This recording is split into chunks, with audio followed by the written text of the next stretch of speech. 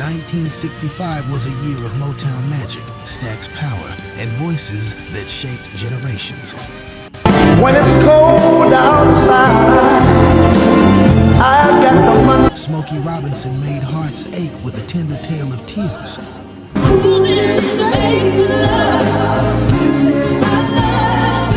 Wilson Pickett delivered a groove so deep, it still echoes through dance floors today.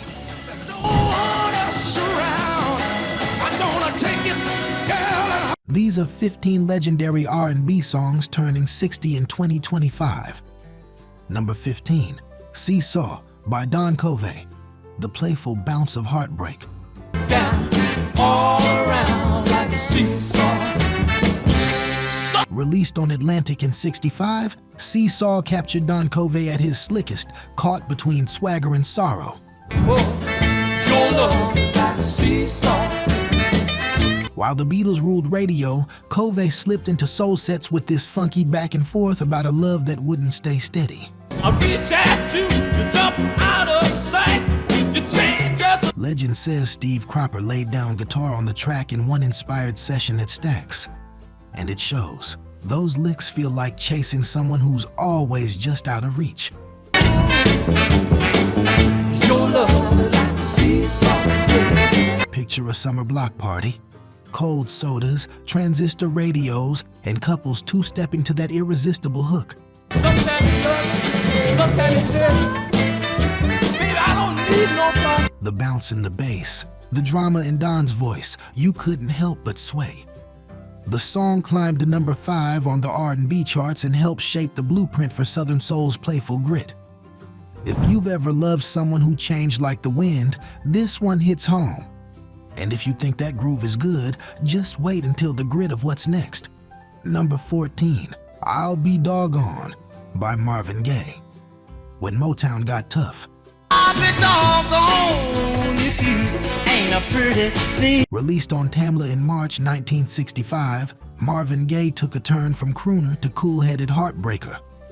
And if we live to be 100 years old, if you ever let that. Co-written by Smokey Robinson and the Miracles, I'll Be Doggone was Gaye's first #1 R&B hit, a promise wrapped in rhythm. Fun fact, the background vocals were none other than the Andantes and the Miracles themselves, blending doo-wop tightness with Motown punch. Now did you hear me? Well now what? This wasn't just a love song, it was a warning. Marvin's silky vocals layered over a marching groove made it feel like the calm before a storm. Whatever her man wants her to be. And you could hear this blasting from a Mustang's radio on a Detroit summer night. It signaled a shift. Marvin was no longer just singing sweet, he was making statements. And I'll be doggone if you ain't the loving in. It hit number 8 on the Hot 100 and opened a new chapter in his sound. That strength and smoothness vibe, you'll hear it again in a few spots on this list. Number 13, In the Midnight Hour by Wilson Pickett, the groove that waited till dark.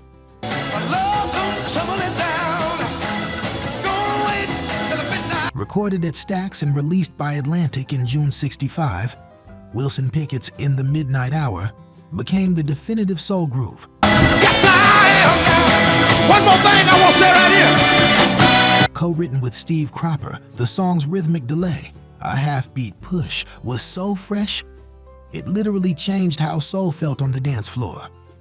Oh, babe, just you and I. Oh, babe. Pickett was new to solo fame, but this track sealed it. That raspy urgency in his voice, it's the sound of someone who can't wait another second. Except he's gotta wait till midnight. Wait a minute. I'm gonna hold ya. Imagine slow dancing in the living room, lights low, record spinning. The way the horns punch in, like a heartbeat skipping in anticipation. I'm gonna wait till the stars come out. See that twinkle. The song hit #1 on the R&B charts and became Pickett's signature, spawning a tidal wave of soul imitators.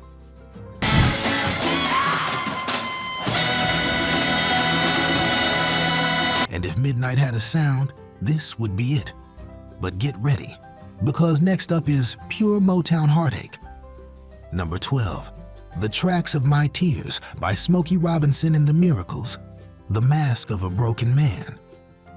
Look at my face, you'll see my smile. Released in June '65 on Tamla, this song wasn't just a hit, it was a soul confession. Smokey's voice is velvet draped over razor blades, and when he sings, "My smile is my makeup I wear since my breakup," it still cuts. I need you. Marv Tarplin's haunting guitar intro came first, inspiring Smokey to write lyrics about hidden sorrow. Look at my face. Oh, you see my smile. The group took it to Hitsville, and what emerged was pure melancholy magic. At backyard cookouts or slow school dances, this was the moment when even the toughest guy would stare at the floor and hum along. I'm masquerading. It peaked at number 2 on the R&B chart, number 16 on the Hot 100, and years later landed in the Grammy Hall of Fame. Put me down. My smile is my makeup I wear since. It's still the gold standard for soul vulnerability. But if this was the tearjerker, what's next is a stomping call to action. Number 11, Nowhere to Run by Martha and the Vandellas, the chase anthem of heartbreak. Got nowhere to run, baby. Released in February '65 on Gordy Records, this one was all engine and emotion.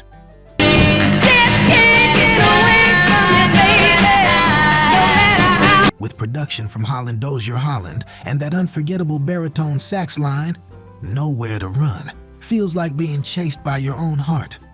I wake up feeling sorry I left you, hoping to. Here's a twist. The track was recorded in the Detroit auto plant, with chains clanking and echoing through the room to match the lyrics' desperation. I know you're no good for me, but you become. This wasn't about escape.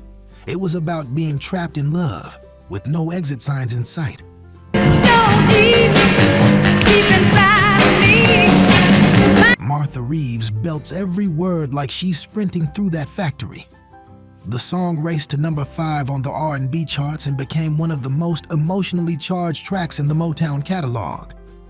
Nowhere to run, nowhere to hide, nowhere to run. If Smokey made us cry softly, Martha made us run crying through the streets. But next, we hit that sweet spot between sorrow and seduction. Number 10, I've Been Loving You Too Long by Otis Redding, the slow burn of devotion. Has been so wonderful. This May '65 gem, recorded at Stax and released on Volt, showed Otis Redding's depth like never before. Love is growing cold. My Co-written with Jerry Butler, it's a plea stretched across the edges of exhaustion. Otis wasn't just singing, he was unraveling. The horns are restrained, the rhythm slow like molasses. And Otis? oh, too long. He sounds like he's clinging with both hands to a love slipping away. It charted at number 2 on the R&B charts and became a staple in his live shows, especially the fiery Monterey Pop Festival performance. Don't make me stop now.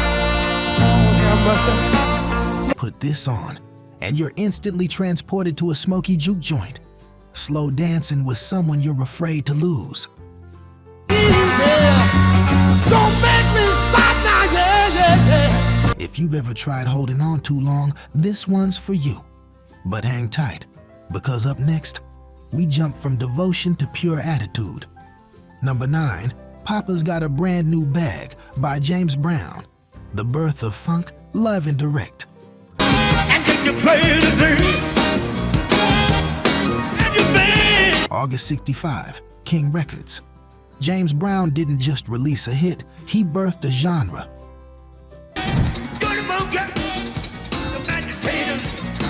Papa's Got a Brand New Bag wasn't R&B anymore. It was something leaner, meaner, and tighter. funk in its earliest form.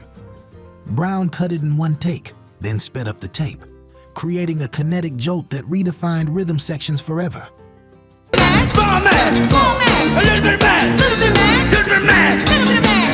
You can feel the ground shift when that guitar riff kicks in. Horn stabs, drum snaps, and James directing it all like a preacher at a dance revival.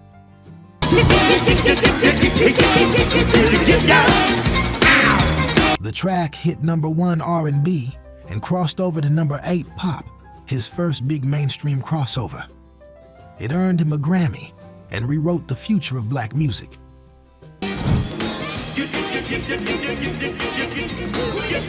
If Otis was emotional soul, James was physical.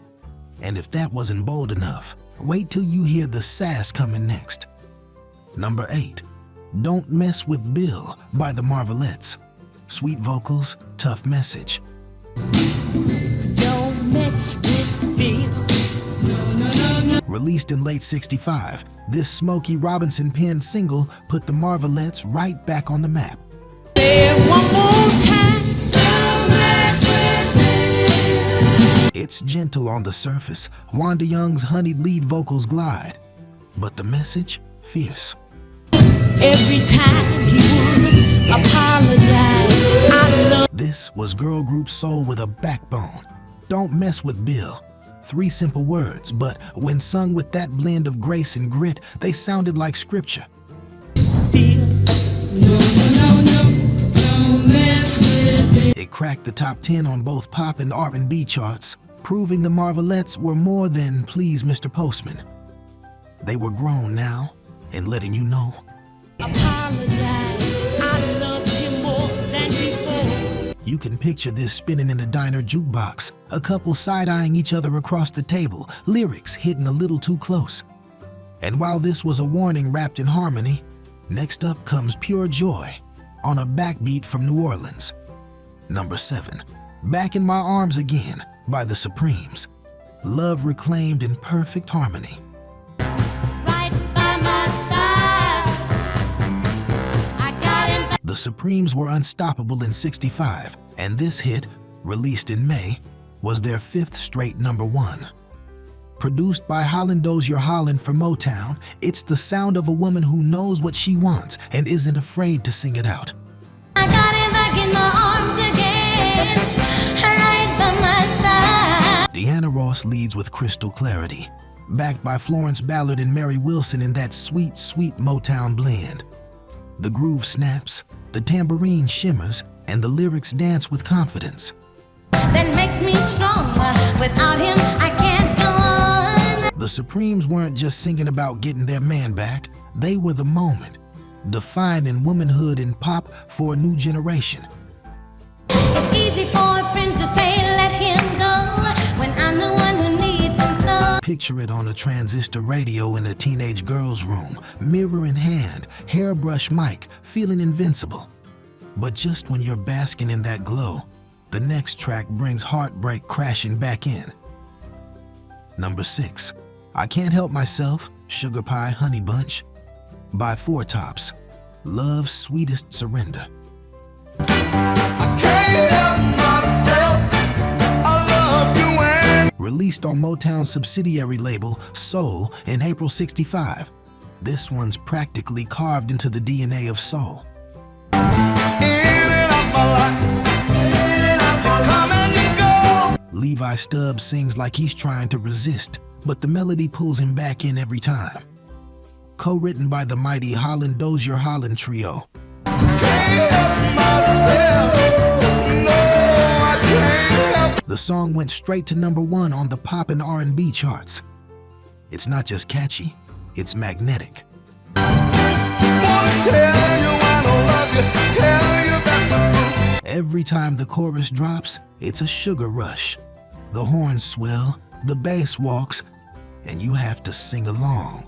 no matter how I try, my love I cannot hide. Oh, sugar. You can imagine it pouring out of car windows at a red light, couples grinning, hands clasped, knowing exactly what that kind of helpless love feels like. And now we're halfway through. So let's take a quick pause. If these classics from 1965 are bringing back memories, give this video a thumbs up. It helps us keep the soul alive. And don't go anywhere. We've still got 5 more timeless tracks that defined a generation. Number 5, Shotgun by Junior Walker and the All-Stars. Sax, swagger, and soulfire. I said, Shotgun blasted onto the scene in early '65 like a funk-fueled rocket. Recorded at Motown and released on Soul Records, it was Junior Walker's debut vocal, and man, did he deliver.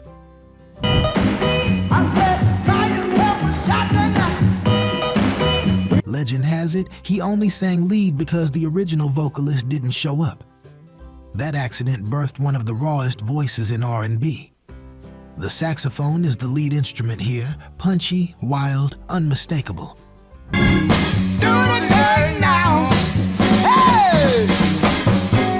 This was dance floor dynamite, and audiences knew it. The track went to number 1 R&B and number 4 pop. You can feel the sweat of a packed club, the stomp of go-go boots, the snap of fingers.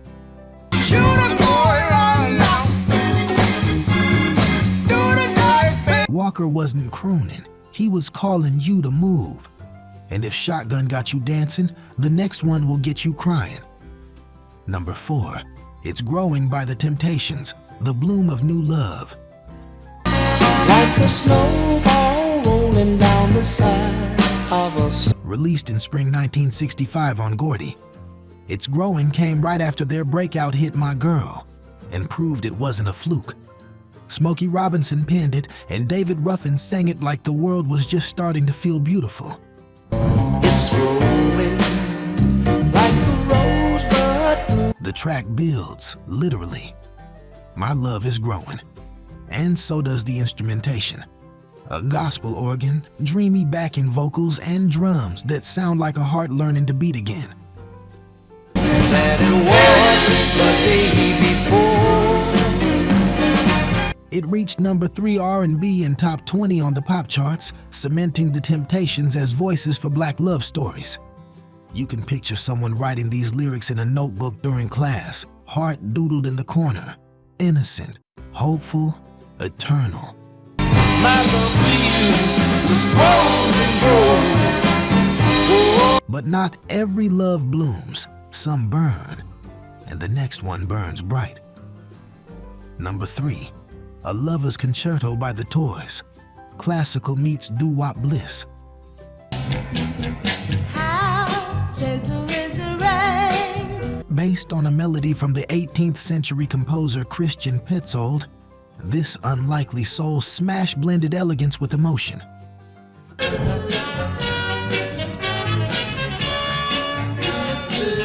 Released in August 1965 on Dino Voice Records, A Lover's Concerto was a masterclass in innovation.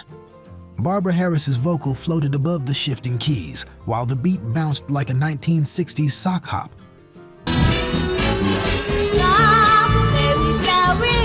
It climbed all the way to number 2 on the pop charts and became a favorite across dance floors and proms. It proved R&B could be high art and high emotion.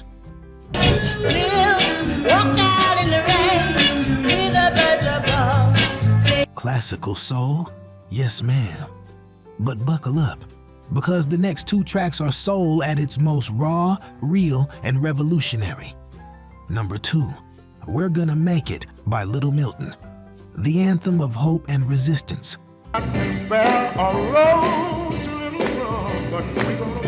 In the thick of civil rights struggles, Little Milton's We're Gonna Make It became more than a song. It was a promise. Released on Checker Records in 1965, it hit number 1 R&B and delivered strength wrapped in melody.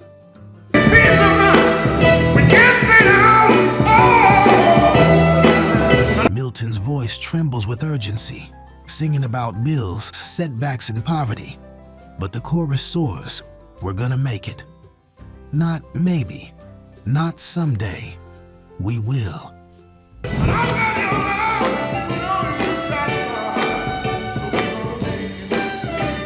The bass walks like a tired worker after a long day.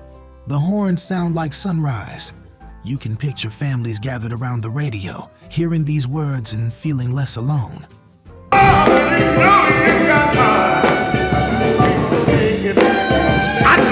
This was survival soul.